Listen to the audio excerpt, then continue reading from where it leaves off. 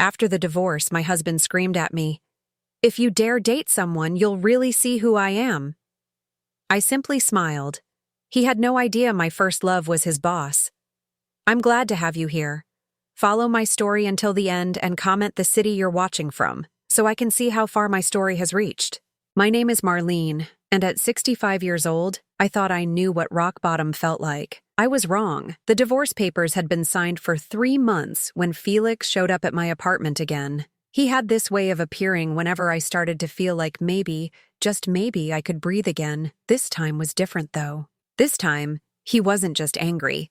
He was dangerous. "You think you're free now, don't you?" Felix stood in my doorway, his gray hair disheveled, his eyes bloodshot. He'd been drinking. Again. "You think you can just throw away 32 years of marriage and start fresh?" I kept my hand on the door, ready to slam it shut if needed. My neighbor, Mrs. Patterson, was watering her plants on the balcony next door, close enough to hear if I screamed. That small comfort was all that kept me standing there instead of hiding in my bedroom like I used to do. "Felix, you need to leave. We have nothing left to discuss." He laughed, but there was no humor in it, just bitterness and rage. "Nothing to discuss? What about Elliot? What about the fact that you kept my stepson away from me for years with your lies?" My heart clenched. Elliot, my son, the one person in this world who made all my sacrifices mean something, and the one person Felix had systematically pushed out of my life. Not because he didn't love Elliot, but because he couldn't stand that Elliot existed before him. That Elliot was proof I had a life, had love, before Felix claimed ownership of me. Elliot is 38 years old, Felix. He can make his own decisions about who he wants in his life. Can he? When his own mother won't even tell him who his real father is? Felix's voice dropped to that dangerous whisper I knew too well, the one that meant the real cruelty was coming. "What do you think he'd say if he knew the truth about why you really married me? About how you were so desperate for stability that you abandoned the man you claimed to love?" The words hit their mark. They always did. Felix had perfected the art of finding exactly where I was most vulnerable and pressing until I broke. But something was different this time. Maybe it was the divorce finally being final. Maybe it was the fact that I'd survived 3 months without him telling me what to think, what to feel, what to remember about my own life. "Is that a threat, Felix?" His smile was cold, calculated. "It's a promise, Marlene. You want to be free? Fine. But if you even think about finding someone else, if you dare try to replace what we had, I'll make sure everyone knows exactly who you really are, starting with Elliot." I felt my hands begin to shake, not from fear this time, but from rage. 32 years of this. 32 years of him rewriting my history, making me doubt my own memories, turning my greatest joy, my son, into a weapon against me. "You think you know who I am?" The words came out steadier than I felt. "You think you can control me forever? I know you better than you know yourself." Felix stepped closer, and I could smell the whiskey on his breath. "You're weak, Marlene. You always have been. You chose security over love once, and you'll do it again. You don't have the courage to start over at your age." But as he spoke, something shifted inside me. A memory surfaced, one I'd buried so deep I'd almost convinced myself it never happened. Strong hands holding mine. A voice whispering that I deserved better, that I deserved everything. Eyes that saw me not as someone to be controlled, but as someone to be cherished. "Abram, get out," I said quietly. "What did you say?" "Get out of my apartment. Get out of my life. And if you come here again, if you contact me again, if you so much as drive down my street, I'll call the police." Felix's face turned red. "You'll regret this, Marlene. When you're alone in this pathetic little apartment with your pathetic little life, remember that you chose this. And when I tell Elliot the truth about his father," the truth? Something snapped inside me. "You want to talk about truth? The truth is that you spent our entire marriage trying to erase the best parts of me. The truth is that you were so threatened by the fact that I had a son who wasn't yours, that you made me choose between him and you. The truth is that I was a coward for choosing you." I saw the shock flash across his face. I'd never spoken to him like this, never fought back. For 32 years, I'd absorbed his anger, his manipulation, his need to remake me into someone smaller, someone who wouldn't threaten his fragile ego. "But I'm not that coward anymore," I continued. So here's some truth for you, Felix. The man who fathered Elliot, he was twice the man you'll ever be, and the only regret I have is that I was too scared to see it. Felix's hand shot out toward me, and for a moment I thought he might actually hit me, but Mrs. Patterson cleared her throat loudly from her balcony, reminding us both that we had an audience. He lowered his hand, but his voice was pure venom. If you think you can just move on, you're wrong. If you think anyone will want a dried-up old woman with more baggage than an airport, you're delusional. And if you think I'll let you poison Elliot against me, you're insane. I think, I said, surprising myself with how calm I sounded, that you're scared. You're scared that without me to control, you're just a bitter old man with nothing to show for your life but the wreckage of other people's happiness. I closed the door before he could respond, turned the deadbolt, and slid the chain into place. Then I pressed my back against the door and waited for my heart to stop racing. But it wasn't fear making my heart pound. It was something I hadn't felt in so long I'd forgotten what it felt like. It was hope. Through the door, I heard Felix's footsteps retreating down the hallway. Heard the elevator ding as he left my building, maybe for the last time. And as the silence settled around me, I allowed myself to think about what I'd said. Abram was twice the man Felix would ever be. It was true. It had always been true. And maybe, just maybe, it was time to stop pretending otherwise. Maybe it was time to remember who I used to be before Felix convinced me I was no one at all. 3 days after Felix's ultimatum, I woke up unable to breathe. It started as a tightness in my chest, like someone had wrapped steel bands around my ribcage and was slowly tightening them. I sat up in bed, gasping, my nightgown soaked with sweat despite the cool morning air. My heart was racing so fast I was sure I was having a heart attack. I fumbled for my phone, ready to call 911, when suddenly I could breathe again. The bands around my chest loosened. My heart slowed to something approaching normal. I sat there in my rumpled bed, confused and shaken, wondering what had just happened to me. It happened again 2 hours later while I was making coffee. One moment I was fine, and the next I was gripping the kitchen counter, certain I was dying. The coffee mug slipped from my hands and shattered on the tile floor, the sound making me jump like a gunshot had gone off. This time, I did call someone. Not 911, but Dr. Martinez, my family physician. She'd been after me for years to leave Felix, though she'd never said it directly. She was too professional for that. But I'd seen it in her eyes during appointments when I'd explained away bruises or when my blood pressure readings came back dangerously high. Marlene? Dr. Martinez's voice was warm but concerned when I described what was happening. When did these episodes start? A few days ago.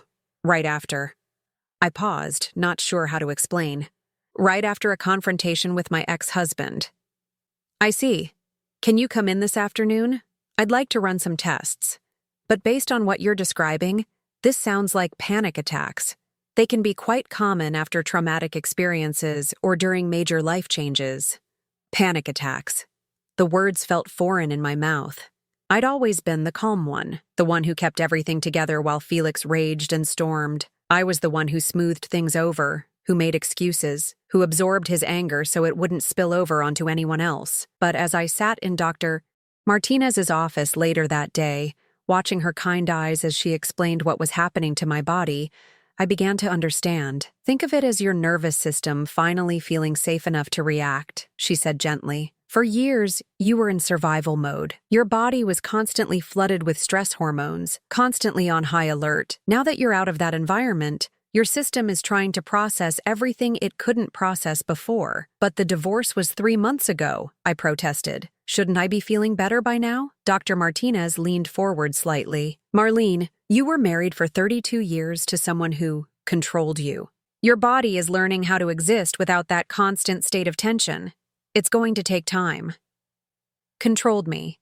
Such a simple way to describe 3 decades of having my thoughts, my feelings, my very memories questioned and reshaped. Felix had been subtle about it, never violent enough to leave marks that couldn't be explained. But he'd been thorough. I thought about the woman I'd been when I married him.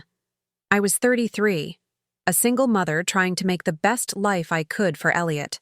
I'd been independent, strong, capable of making my own decisions. Felix had seemed like a gift then, stable, financially secure, willing to provide for us both. I hadn't realized he expected complete ownership in return.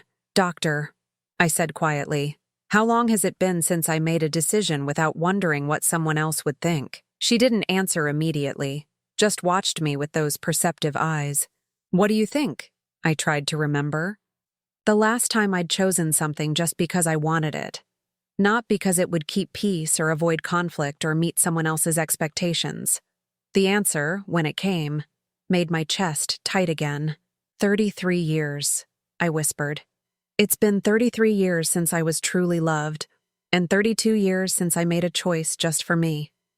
The difference between those two numbers wasn't lost on either of us. One beautiful, perfect year when I'd been loved completely, authentically, without conditions or demands for change. One year when someone had looked at me and seen exactly who I was and thought that was enough. Abram. "Tell me about that year," Dr. Martinez said softly. And suddenly, I was 29 again, working at the downtown library, discovering that the quiet man who came in every Tuesday and Thursday to research business journals had noticed me too. Abram was different from every man I'd ever known. He asked questions and actually listened to the answers. He made me laugh. He made me feel interesting, intelligent, worth listening to. When I'd told him I was pregnant with Elliot, he hadn't run. He'd held my hands and asked me what I wanted, what would make me happy. He'd talked about the future like I was an essential part of it, not an obstacle to navigate around. He was building something, I found myself telling Dr. Martinez, a business. He worked constantly, but it wasn't like Felix's work. Felix worked to feel important. Abram worked because he had this vision of the life he wanted to give us. He used to tell me about the house he was going to buy, how Elliot would have his own room and a yard to play in. What happened? The familiar weight of shame settled in my chest. My mother happened. My sister. They said I was being foolish, that Abram was all promises and no action. They said I needed to think about security, about giving Elliot a stable home with a man who was already established, not someone who was chasing dreams. I remembered the night I'd ended it with Abram, the look in his eyes when I'd told him I'd accepted Felix's proposal. He hadn't argued, hadn't tried to change my mind. He'd just looked at me like I was breaking his heart and said, "I hope he makes you happy, Marlene. You deserve to be happy." "Did he?" Dr. Martinez asked. "Make you happy?" I laughed, but it came out broken and bitter. He made me safe, or what I thought was safe. And I convinced myself that was enough. I convinced myself that love, like what Abram and I had, was just fantasy. That real life was about compromise and practicality. And now I was 65 years old, sitting in a doctor's office because my body was finally telling me the truth my mind had been too afraid to acknowledge. I hadn't been safe with Felix. I'd been trapped. And all those years of compromise had been me slowly disappearing, piece by piece, until I barely recognized myself. Now I'm having panic attacks because I can't remember who I am without someone telling me, I said. Now my son barely speaks to me because Felix convinced him I was ashamed of his father. Now I'm alone in a way I've never been alone before. But even as I said it, I realized it wasn't entirely true. Yes, I was alone. But for the first time in decades, that solitude belonged to me. No one was telling me what to think about it, how to feel about it, what it meant about my worth as a person. Dr. Martinez prescribed something mild for the panic attacks and recommended a therapist. As I was leaving, she touched my arm gently. "Marlene, that year when you were truly loved, that wasn't fantasy. That was real. And you were real too. You still are." Walking to my car, I felt another episode starting. The familiar tightness, the racing heart. But this time, instead of fighting it, I sat in my car and let it wash over me. I thought about what Dr. Martinez had said. My body was learning how to exist without constant tension. Maybe my soul was learning the same thing. As the panic subsided, I made a decision. A real decision, made just for me, for the first time in over 30 years. I was going to find out what happened to Abram. That night, I did something I hadn't done in 32 years. I went into my closet and pulled down the old shoebox from the top shelf, the one Felix never knew about. The one I'd hidden behind winter coats and forgotten Christmas decorations.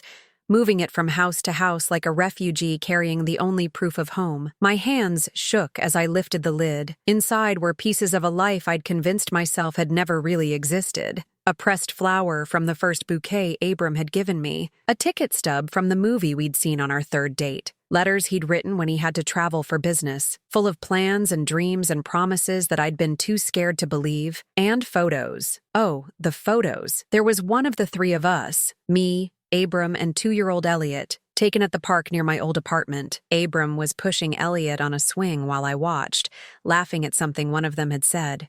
We looked like a family. We looked happy. We looked real. I'd forgotten how Abram looked at Elliot. Not like Felix, who'd spent years treating my son like an inconvenient reminder of my past. Abram had looked at Elliot like he was a gift, like being chosen to help raise him was an honor, not a burden. In the photo, Elliot's little arms were stretched toward Abram, complete trust written across his toddler face. He'd called Abram Daddy for almost a year before I'd ripped that away from both of them. I sat on my bedroom floor, surrounded by evidence of the life I'd thrown away, and tried to remember exactly how it had happened. How I'd gone from being a woman who felt beautiful and loved and full of possibility to someone who spent 3 decades apologizing for existing. It started with my mother's voice in my head, the same voice that had criticized every choice I'd made since I was old enough to have opinions. Marlene, honey, you have to be practical. That boy is sweet. But what's he offering you? Dreams don't pay rent. Dreams don't put food on the table for Elliot. Then my sister Carol had gotten involved. Carol, who'd married her high school sweetheart and lived in the same house for 20 years, who thought any relationship that involved passion or uncertainty was somehow immoral. You're not 18 anymore, Marlene, she'd said over coffee one morning while Elliot played at our feet. You can't afford to chase fairy tales. Felix is offering you security. A real home. A father for Elliot who's already proven he can provide. I'd tried to explain that Abram was working toward something, that his business was growing, that he had plans, but they'd worn me down with questions I couldn't answer. What if his business failed? What if he decided being a stepfather was too much responsibility? What if I was wrong about him? The doubt they planted grew like a cancer. Every time Abram worked late, I wondered if he was avoiding us. Every time he talked about the future, I wondered if he was making promises he couldn't keep.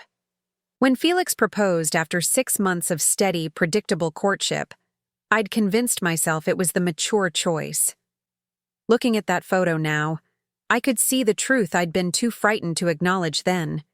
Abram hadn't been avoiding responsibility. He'd been working 18-hour days because he was trying to build something worthy of us. His promises hadn't been empty. They'd been the foundation of a future he was constructing with his own hands. And I'd walked away from it because it felt too good to be true. The night I'd told Abram about Felix's proposal was seared into my memory with painful clarity. We'd been sitting on his apartment balcony after putting Elliot to bed. He'd been telling me about a contract he'd landed, how it would finally give him the financial stability to propose properly, to give me the ring and the wedding I deserved. Abram, I'd interrupted, my voice barely above a whisper. I need to tell you something. He'd stopped mid-sentence, already sensing something was wrong. What is it? Felix asked me to marry him, and I said yes. The silence that followed felt endless. Abram didn't rage or plead or try to change my mind. He just looked at me with those warm brown eyes that had always made me feel like I was the most important person in the world and asked, "Is that what you want?" "It's what's best," I'd said, using my mother's words, my sister's logic. "For Elliot, for everyone." "That's not what I asked." His voice was quiet, careful. "Is that what you want, Marlene?"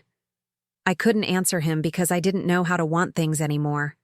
I only knew how to choose what others thought was right, what would cause the least conflict, what would make everyone else comfortable with my decisions. "I think it's time for me to go," I'd finally said. Abram had nodded slowly, then leaned over and kissed Elliot's forehead as he slept in his stroller. "Take care of yourself, little man," he'd whispered. Then he'd looked at me one last time. "And you take care of yourself too, Marlene. You deserve to be happy." I'd never seen him again after that night. Within a month, I'd married Felix in a small ceremony that felt more like a business transaction than a celebration. Felix had insisted we move to a different neighborhood, get a fresh start. He'd also insisted that we not discuss my previous entanglements, as he called them. "Elliot needs stability," Felix had said.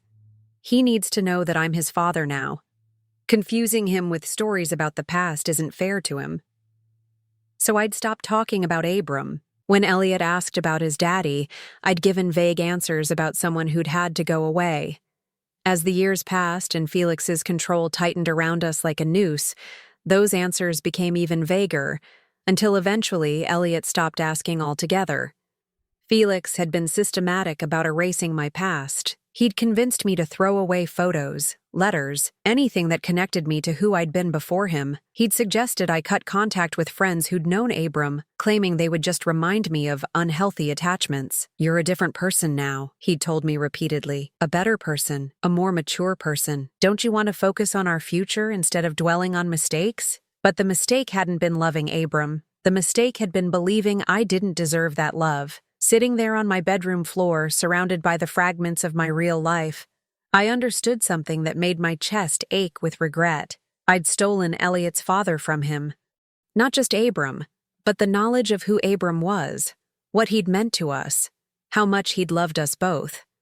Elliot had grown up believing his biological father was someone I was ashamed of, someone not worth remembering. He didn't know about the man who'd taught him to tie his shoes, who'd read him bedtime stories in 3 different voices, who'd planned to adopt him officially once we were married. Felix had poisoned that well so thoroughly that now, at 38, Elliot barely spoke to me. He thought I was someone who abandoned people, who was ashamed of her own past, who'd chosen a cold, critical man over genuine love. He wasn't entirely wrong about that last part. I picked up one of Abram's letters and read it again. He'd written it from a business trip to Chicago, 3 weeks before I'd ended our relationship. "My darling Marlene," it began.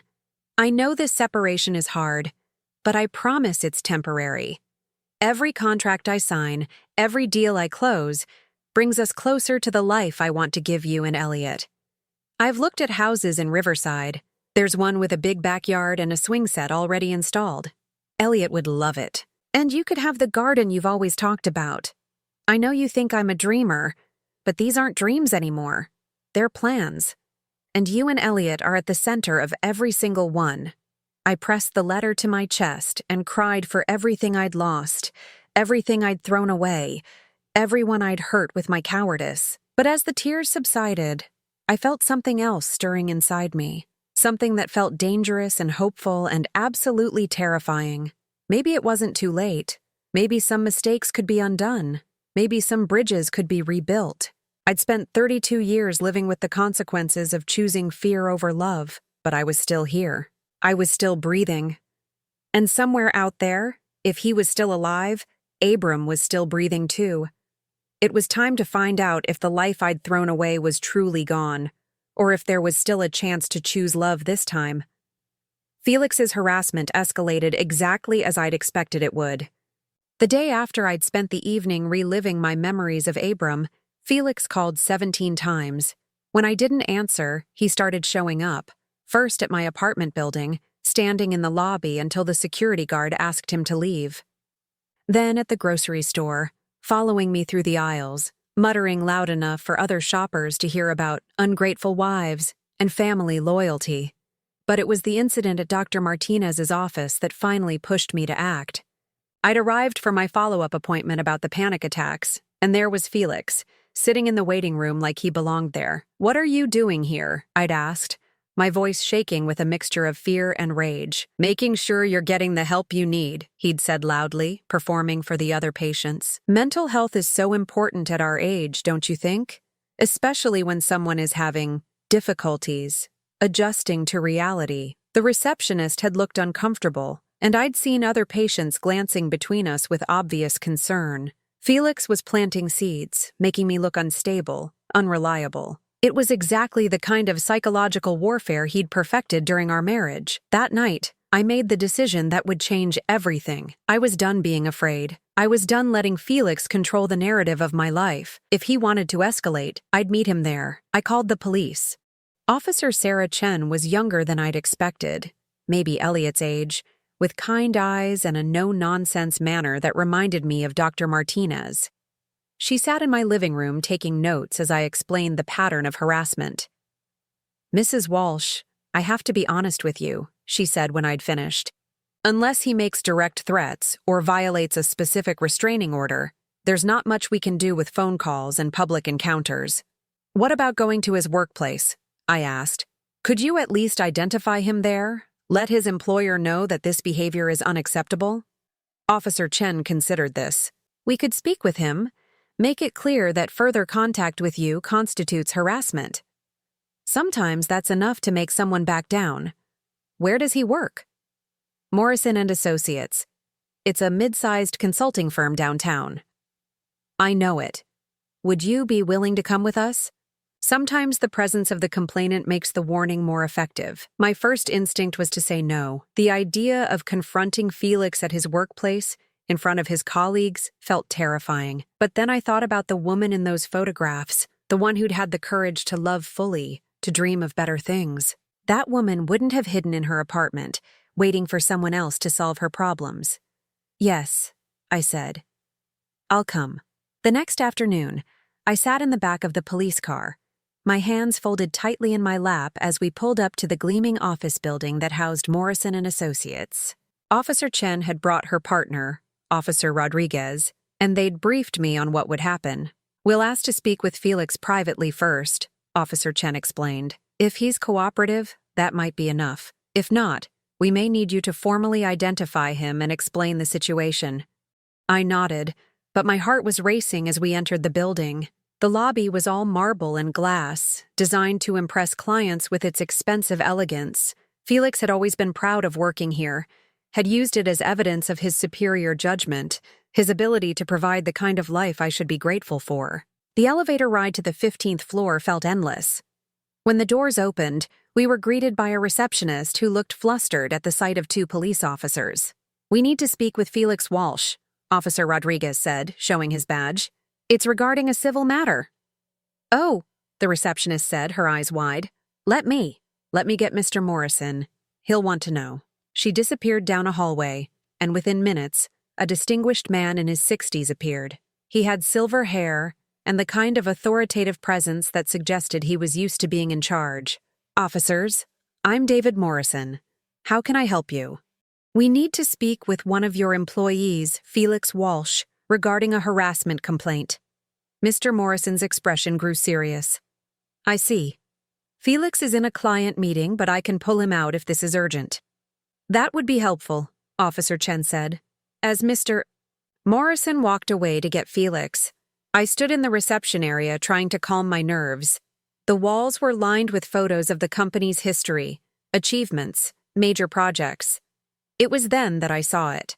A large photograph from what looked like a company anniversary party. Dozens of people in formal wear, all smiling at the camera. And there, in the back row, taller than most of the others, was a face that made my heart stop beating. Abram. He was older, of course. His dark hair was now silver at the temples, and there were lines around his eyes that hadn't been there 33 years ago. But it was definitely him. The same strong jaw, the same gentle eyes, the same slight smile that had always made me feel like I was the only person in the world who mattered. I must have made a sound, because Officer Chen looked at me with concern. "Mrs. Walsh, are you all right?" I couldn't answer. I couldn't breathe. I couldn't process what I was seeing. Abram worked here. Abram worked at the same company as Felix. For how long? Did they know each other? Did Felix know who Abram was? The sound of voices approaching snapped me back to reality. Felix was walking down the hallway with Mr. Morrison, his face already twisted with irritation. "This is ridiculous," Felix was saying. "I have no idea why." He stopped mid-sentence when he saw me. "What the hell is she doing here?" "Mr. Walsh," Officer Rodriguez stepped forward. "We're here to discuss the harassment complaint filed against you by your ex-wife." "Harassment?" Felix's voice was loud, indignant. I haven't harassed anyone. I've been trying to maintain contact with someone who's clearly having mental health issues. That's exactly the kind of behavior we're here to address, Officer Chen said calmly. Mrs. Walsh has documented multiple instances of unwanted contact, following, and public confrontation. As the officers began explaining the situation to Felix, I found myself staring past them, down the hallway where more employees had begun to gather, drawn by the commotion. And then I saw him. Abram stepped out of an office at the far end of the hall, probably wondering about the disturbance. For a moment, he was just looking in our direction with mild curiosity. Then his eyes found mine. The recognition was instant and mutual. I watched as his expression shifted from confusion to shock to something that looked almost like pain. He took a step forward, then stopped, seeming to realize this wasn't the time or place for whatever reunion this might be. But he was here.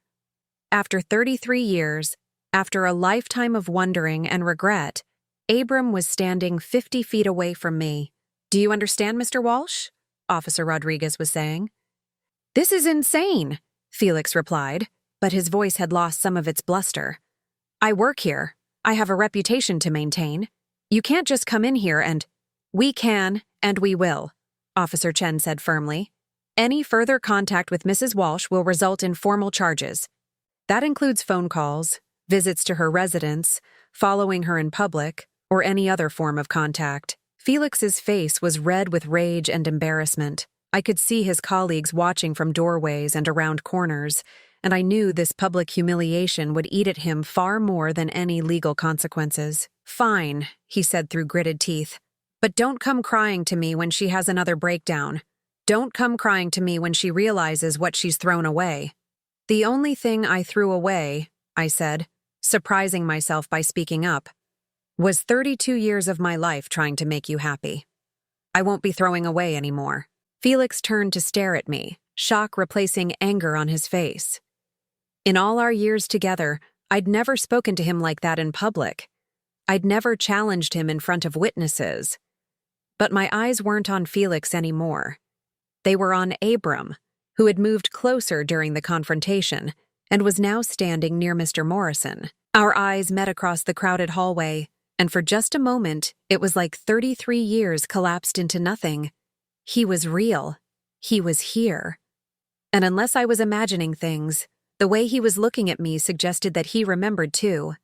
Officer Chen was wrapping up the conversation with Felix, explaining the legal consequences of violating the no-contact warning. Mr. Morrison was assuring them that the company would not tolerate any workplace disruption related to personal matters. But all I could think about was the fact that somewhere in this building, Abram had an office. Somewhere in this building was the man I'd spent 3 decades trying to forget. The man whose memory had been the only thing that made me feel human during the darkest years of my marriage. As we prepared to leave, I caught one more glimpse of him. He was still watching me, and when our eyes met this time, he nodded slightly. Just once. Like he was acknowledging that he'd seen me, that he knew this wasn't a coincidence, that maybe this moment meant something to him too. Walking back to the police car, my legs felt unsteady. Officer Chen asked if I was all right, and I managed to nod and thank them for their help. But inside, I was reeling. Felix worked for Abram, or maybe with him. The man who had spent over 30 years trying to erase my past had been sharing office space with the most important part of that past this entire time. The irony was so perfect, so completely unexpected, that I almost laughed. Instead, I sat in the back of that police car and wondered what on earth I was supposed to do with this impossible gift the universe had just handed me. I didn't sleep that night. How could I? Every time I closed my eyes, I saw Abram's face, older, but still so familiar, still capable of making my heart race like I was 29 again. By morning, I'd convinced myself that going back to that office building would be crazy, desperate, pathetic. I went anyway. I told myself I was just curious about whether Felix would respect the police warning. I told myself I needed to see if he'd cause trouble at work that might reflect poorly on me somehow. I told myself a dozen lies as I sat in the coffee shop across the street from Morrison and Associates, watching the building like some kind of stalker. What I was really doing was hoping for another glimpse of the man I'd never stopped loving. At exactly 11:30, Abram emerged from the building. Thou. He looked around briefly, then started walking directly toward the coffee shop, toward me. My heart hammered against my ribs as he pushed through the door and scanned the interior. When his eyes found mine, he smiled, the same gentle, slightly uncertain smile I remembered from 33 years ago. "I was hoping you'd be here," he said, sliding into the chair across from me. "How did you know I would be?" "Because I know you," he said simply. "Or I knew you. You were never one to leave things unfinished." We sat there for a moment, just looking at each other. Up close, I could see the changes that time had made. The lines around his eyes were deeper, and his hair was more silver than brown now. But his hands were the same, strong, calloused from the work he'd always been proud of. And his eyes were exactly as I remembered them, warm and intelligent and kind. "You look beautiful," he said quietly. I almost laughed. "I look old. You look like Marlene." "My Marlene." He paused, seeming to catch himself. "I mean, you look like yourself. The way I remember you." The words hung between us, heavy with all the years and regrets and what-ifs that separated then from now. "I can't believe you work there," I said finally. "With Felix. Do you know who he is?" Abram's expression grew complicated. "I've known for about 5 years. He never knew who I was to you, but I recognized the name when he started talking about his divorce. Walsh was your married name, wasn't it?" I nodded. "But how? How did you end up working at the same company?" "I bought it," Abram said matter-of-factly. "Morrison and Associates. David Morrison wanted to retire, and I'd been looking for an acquisition that would round out my business portfolio. I had no idea Felix worked there until after the deal was done." "You bought the company?" I stared at him. "What kind of business do you have?" Abram looked almost embarrassed. "Construction, mostly. Commercial development. Some residential projects. I started small after you married Felix. Threw myself into work because I didn't know what else to do with myself. The pieces started falling into place. You built the business you were always planning to build. I built the life I was going to give you," he said softly. "Even after you were gone, I couldn't seem to stop. It was like I was still trying to prove to you that I could provide, that I could be the man you needed." The words hit me like a physical blow. All those years, while I was making myself smaller and smaller to fit into Felix's world, Abram had been building the future he'd promised me. The future I'd been too scared to believe in. "Abram," I whispered, my voice breaking. "I made such a terrible mistake." "Hey." He reached across the table and took my hand, and the touch sent electricity through my entire body. "You did what you thought was best for Elliot. I understood that then, and I understand it now. But it wasn't what was best. Felix made Elliot's life miserable. He made my life miserable, and I swallowed hard. "He made sure Elliot never knew about you. Elliot thinks his father was someone I was ashamed of, someone not worth remembering." Abram's grip on my hand tightened. "What does Elliot know? Nothing. Less than nothing. Felix convinced me that talking about you would confuse him, that it was better for him to think of Felix as his father. And I was so young, so scared of making another mistake, that I went along with it. And now? Now Elliot's 38 years old and barely speaks to me. He thinks I'm someone who abandons people, who chooses convenience over love. He's not entirely wrong." Abram was quiet for a long moment, his thumb tracing gentle circles on the back of my hand. "Marlene, can I ask you something?" I nodded. "Did you ever think about me?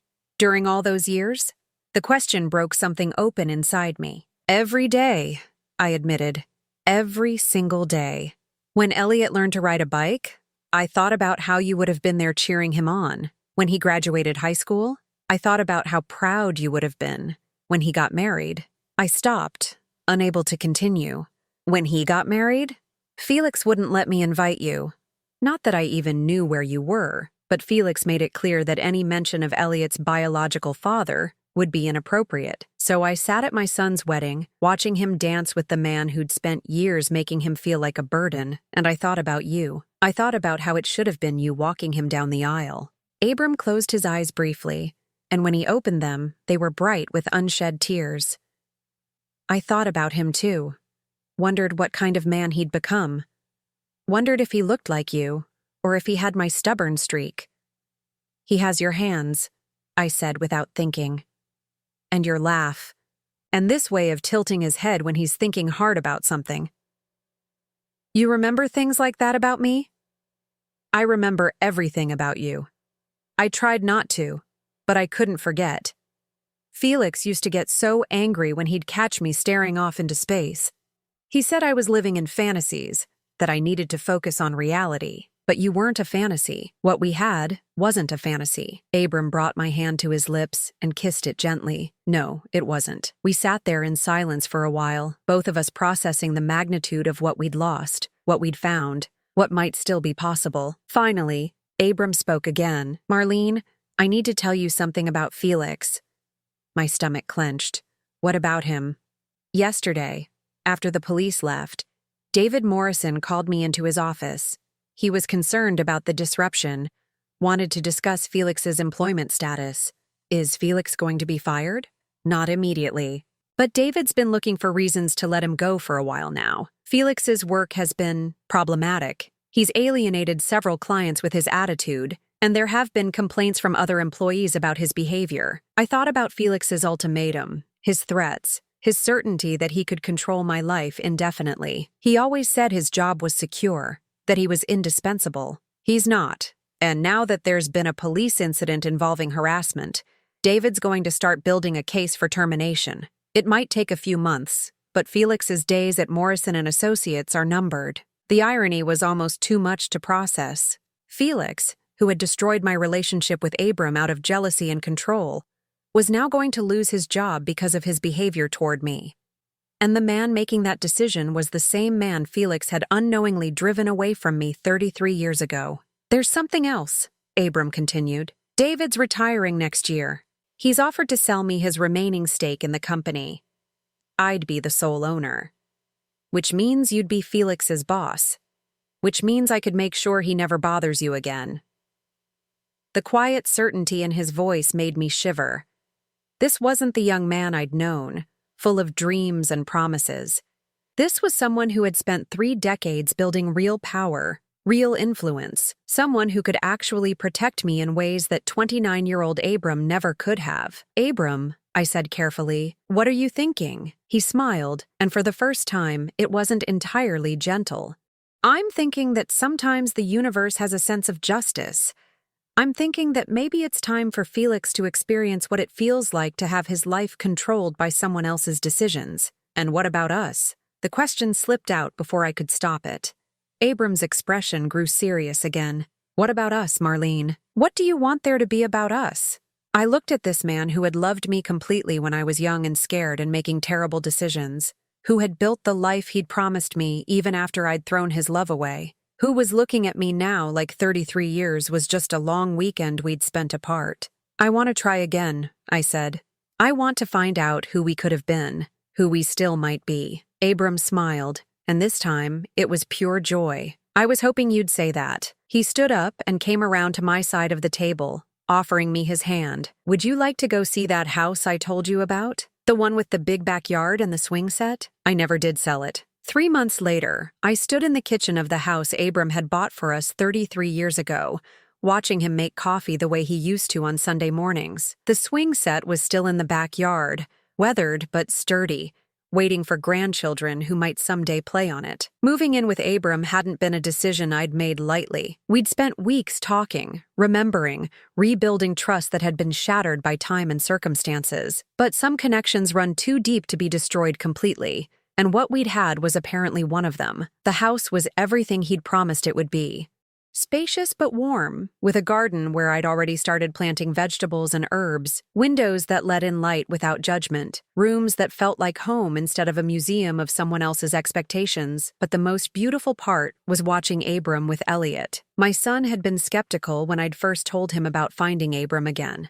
38 years of believing his father was someone shameful had left deep scars, but Abram had been patient, gentle, willing to let Elliot set the pace for their relationship. The breakthrough had come 2 weeks ago, when Elliot brought his 5-year-old daughter Sophie to meet us. She'd taken one look at the swing set and demanded someone push her. Before I could move, Abram was striding across the yard, his face lit up with the same joy I remembered from when Elliot was small. "Higher, Grandpa Abram," Sophie had squealed, using the title without any prompting from the adults. I'd watched Elliot's face as he saw his daughter being cherished by the man who should have been in his life all along. Watched him recognize something in Abram's gentle patience, his genuine delight in Sophie's chatter. Watched the moment when 30 years of questions finally got their answers. "He's nothing like what I expected," Elliot had told me later. "Felix always made it sound like my biological father was irresponsible, selfish, but Abram, Mom, he kept pictures of me, from when I was little. He's been carrying them in his wallet for 33 years. That conversation had led to others. Long talks where I finally told Elliot the truth about why I'd left Abram, about the pressure from my family, about my own fear and inexperience, about how Felix had systematically erased his father from our lives. It hadn't been easy. Elliot was angry. At me for my cowardice, at Felix for his manipulation, at the whole situation that had robbed him of his real father for so many years. But he was also healing. And for the first time since his childhood, he was calling me regularly, bringing Sophie over for dinners, building the relationship we should have had all along. The coffee maker beeped, pulling me back to the present.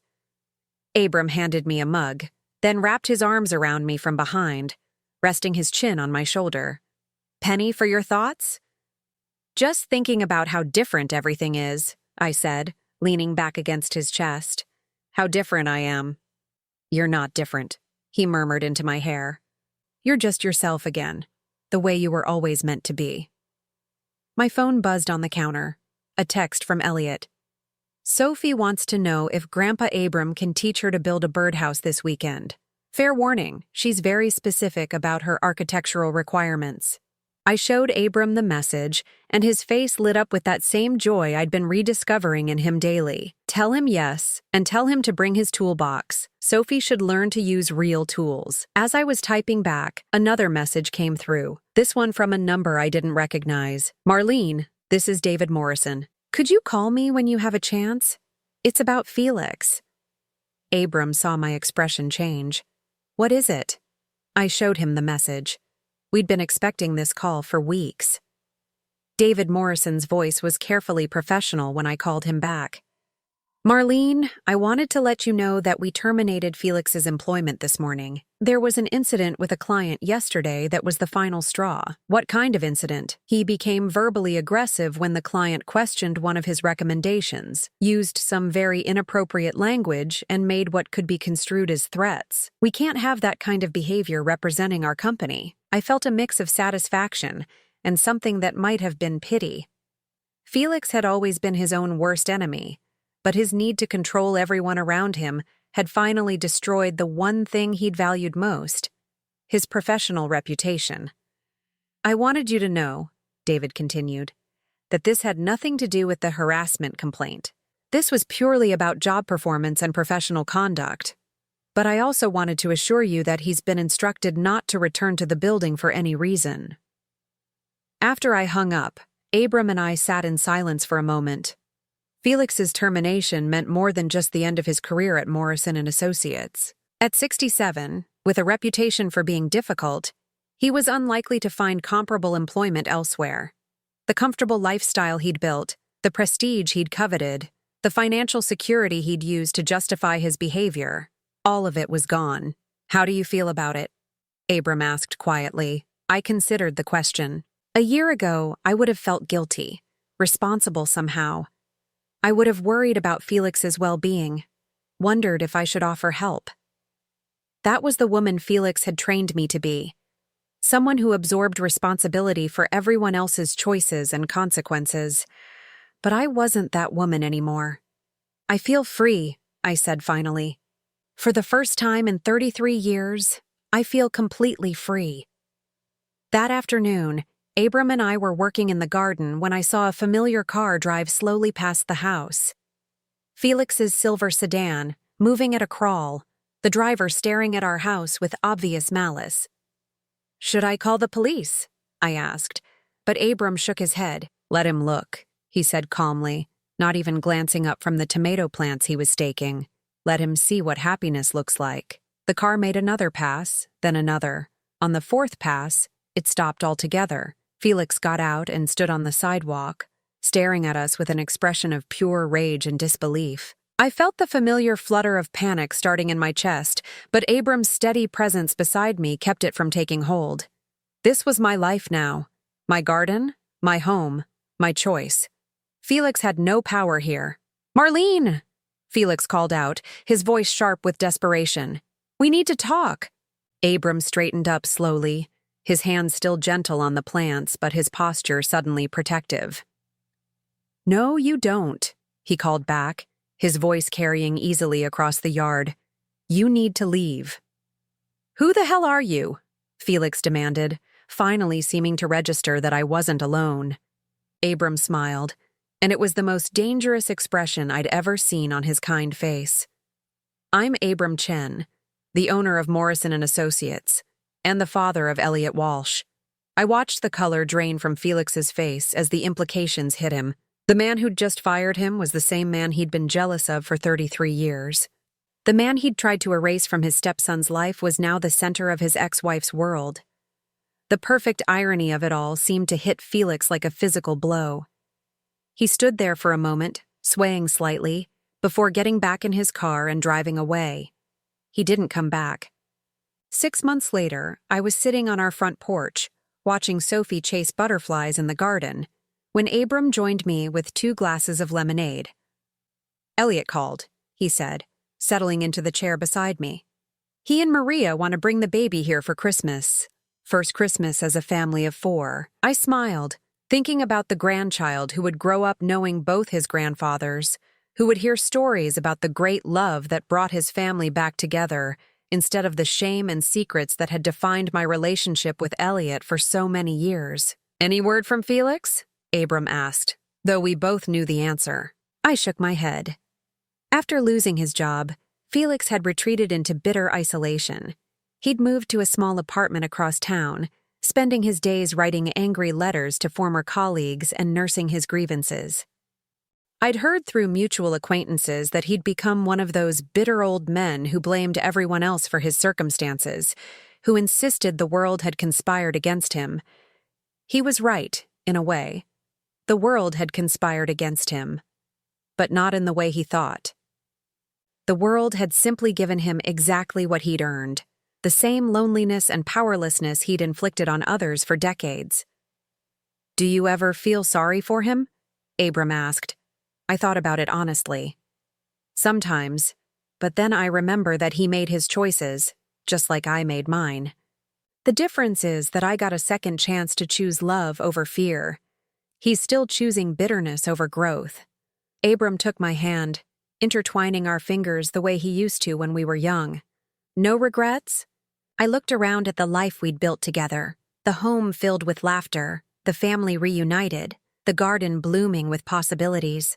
At 65, I was finally living the life I was meant to live, with the man I was meant to love. "Only one," I said, "that it took me so long to find my way back to you." Abram brought my hand to his lips and kissed it softly. Sometimes the best things are worth waiting for. As the sun set over our garden, painting the sky in shades of hope and promise, I knew he was right. Some love is so deep, so true, that it can survive decades of separation and still burn bright. Some mistakes can be forgiven, some bridges can be rebuilt, some stories can have happy endings even when they start with heartbreak, and sometimes the people who try to destroy your happiness end up destroying only themselves, while you discover that the life you thought you'd lost forever was just waiting for you to be brave enough to claim it. Felix had threatened that I would know him for real if I dared to find someone new. He was right about that, too. I did get to know him for real. I learned that he was exactly what he'd always appeared to be. A small, frightened man who mistook control for love and possession for partnership. but I also got to know myself for real. And what I learned was that I was stronger than I'd ever imagined, braver than I'd ever believed, and worthy of the kind of love that builds rather than destroys. The greatest revenge, I realized, wasn't hurting Felix back. It was living so fully, so joyfully, so authentically that his attempts to diminish me became nothing more than echoes of a past I'd finally outgrown. It was choosing love, at last and forever, and discovering that love had been waiting patiently for me all along. Now, I'm curious about you who listened to my story. What would you do if you were in my place? Have you ever been through something similar? Comment below, and meanwhile, I'm leaving on the final screen 2 other stories that are channel favorites, and they will definitely surprise you. Thank you for watching until here.